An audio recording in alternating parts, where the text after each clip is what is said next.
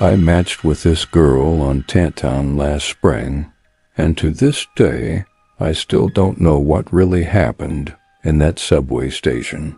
Her name on the app was Ling. She looked normal in her pictures. Nothing crazy or overly filtered. Just a cute girl with short black hair who worked as a graphic designer and liked late-night street food. We talked for a few days, and she seemed genuine. No weird vibes or pushy behavior. She actually seemed a little shy, which I found refreshing compared to other matches. After about a week of chatting, we agreed to meet up for dinner on a Thursday night.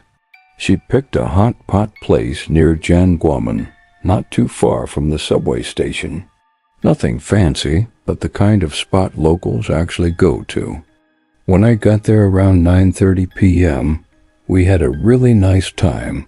The conversation flowed easily. She was funny and smart, and we talked about everything from work stress to our favorite movies. Around 11:15, she said she needed to catch the subway home before it got too late. I offered to walk her to the station since it was only a few blocks away.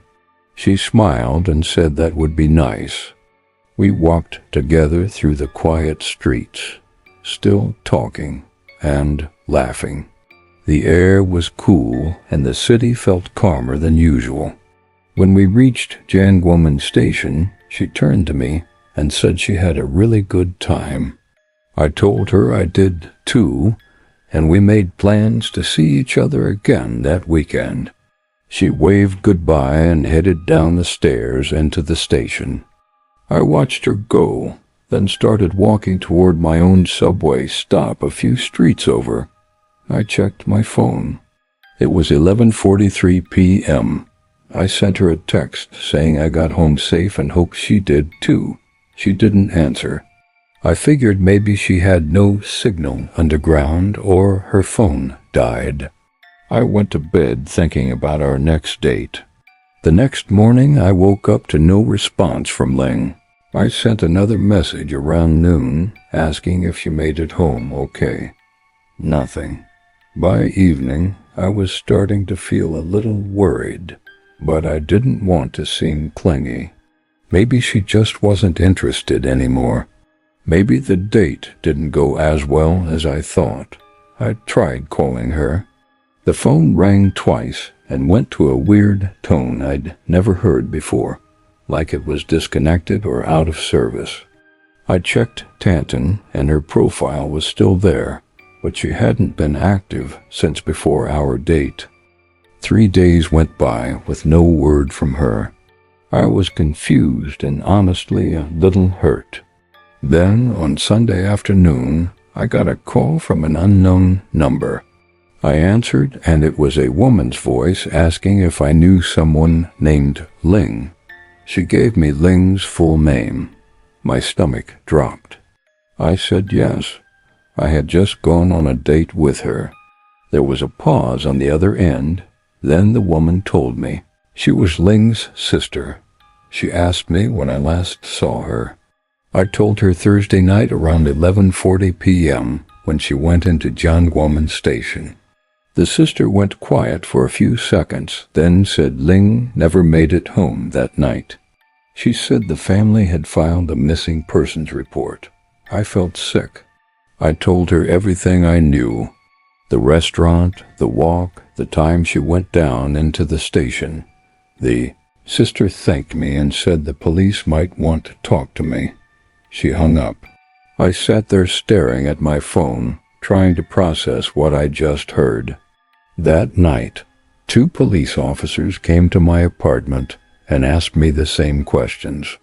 They took notes and told me they were reviewing the subway surveillance footage. They said I wasn't a suspect, but they needed to verify my story. I gave them everything. Receipts from the restaurant, screenshots of our messages, the exact time I dropped her off. A week later, one of the officers called me back. He asked if I could come down to the station to look at something. When I got there, they brought me into a small room with a computer monitor. They played the surveillance footage from Jianguomen Station on the night of our date. I watched Ling walk down the stairs onto the platform at exactly 11:47 p.m. She was alone. She stood near the edge, looking at her phone. Then, right at 11:49, the screen filled with this strange static, like electrical interference. It wasn't normal static, though. It moved in waves, pulsing across the image. The timestamp kept running. 11:50, 11:51, 11:52, at exactly 11:52, the interference cleared and the image came back. The platform was empty. Ling was gone. I asked them how that was possible. They said they didn't know. They checked every camera in the station. No one saw her leave through any exit.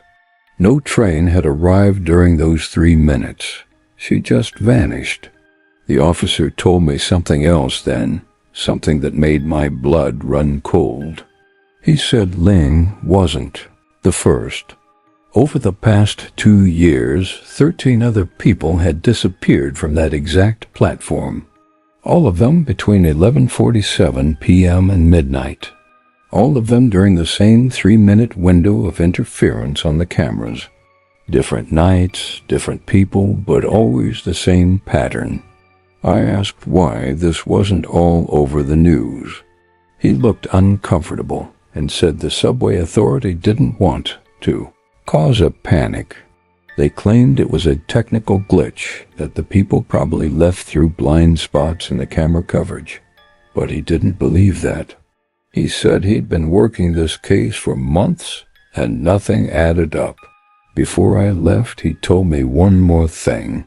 He said a subway engineer had come forward 3 months ago, claiming he found an unmapped tunnel near Jianguomen Station, a tunnel that didn't appear on any official blueprint.